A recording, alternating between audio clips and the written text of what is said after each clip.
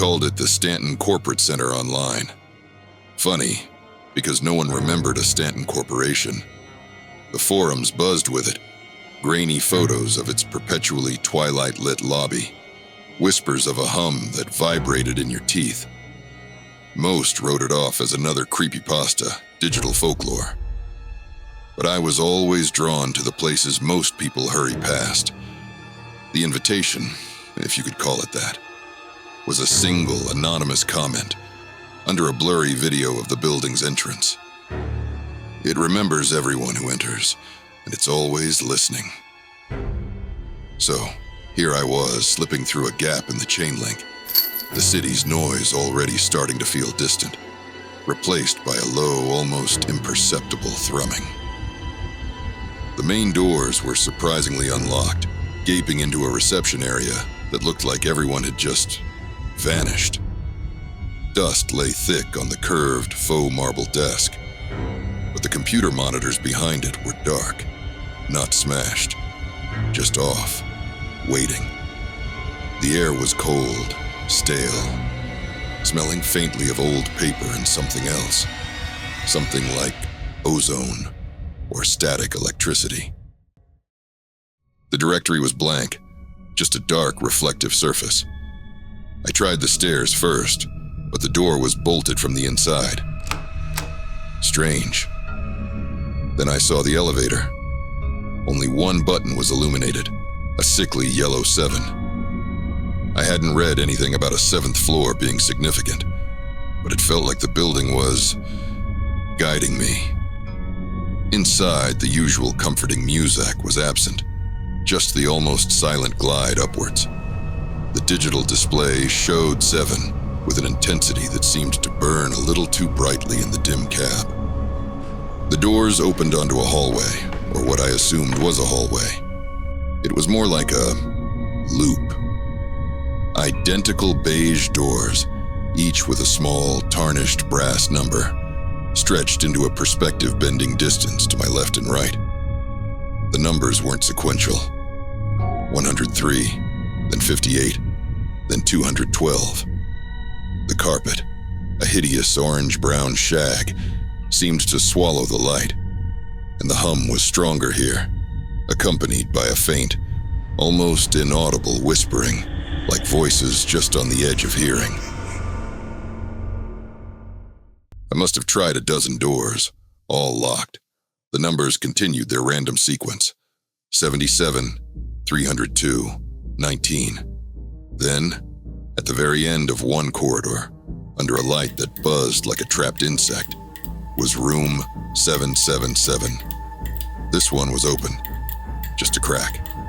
Inside, the air was even colder. It was a small, sterile office. One desk, one chair, and on the desk, an answering machine. The kind with the little cassette tapes.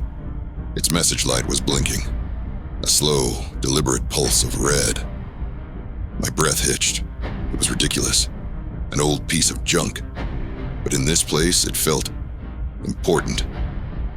My hand trembled as I reached out and pressed the play button. The machine whirred, clicked, and then a voice. Not through the machine's tiny speaker, but in my head. No, that's not right. It was around me, as if the room itself was speaking. The voice was calm, digitized, like an automated recording, but with an underlying weariness. Message 1. Received. The date is irrelevant here. I tried the red door today. It still leads back to the yellow hallway. I think I heard someone else breathing in there. Or maybe it was just the pipes again. It's hard to tell. The silence here has a sound. My blood ran cold. The red door, the yellow hallway. It sounded like a map to a nightmare. The voice wasn't just a recording. It felt like a memory, imprinted on the air itself. I wanted to stop it, to run, but the blinking red light held me there. I pressed play again, almost involuntarily. Message 2. The patterns in the ceiling tiles are changing again. They almost looked like faces earlier. It's probably just the hunger or the thirst. Does time even pass if you don't mark it with meals? I've forgotten what sunlight feels like. Message 3. Someone left a new marking by the water cooler intersection, just a circle. But it wasn't there yesterday, or what I think was yesterday. I haven't seen another soul? Is that the word? In so long, but I feel them, just out of sight. The room felt like it was shrinking. The hum was a physical pressure against my eardrums. The messages weren't just reports. They were a descent. A documentation of someone or something becoming lost in an endless, sterile labyrinth. The voice on the tape was becoming more frayed, the calm facade cracking. Message 4. It knows I'm recording these. Doesn't like it. The walls are listening closer now. I hear the static. It's shaping into my name. I shouldn't have come here. I shouldn't have looked for the quiet places. I just wanted to. The tape ended. The little red light died. Silence.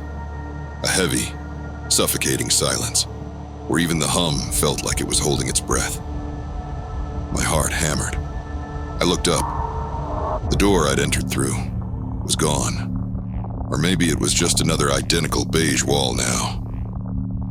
But there was a new door.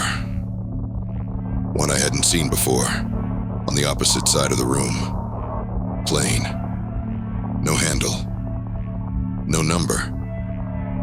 Just a way out? Or a way further in? A quiet click came from the answering machine. I looked back. The little red light was on again. Blinking.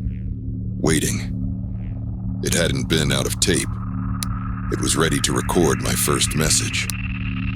The building remembered everyone who entered, and it was still listening.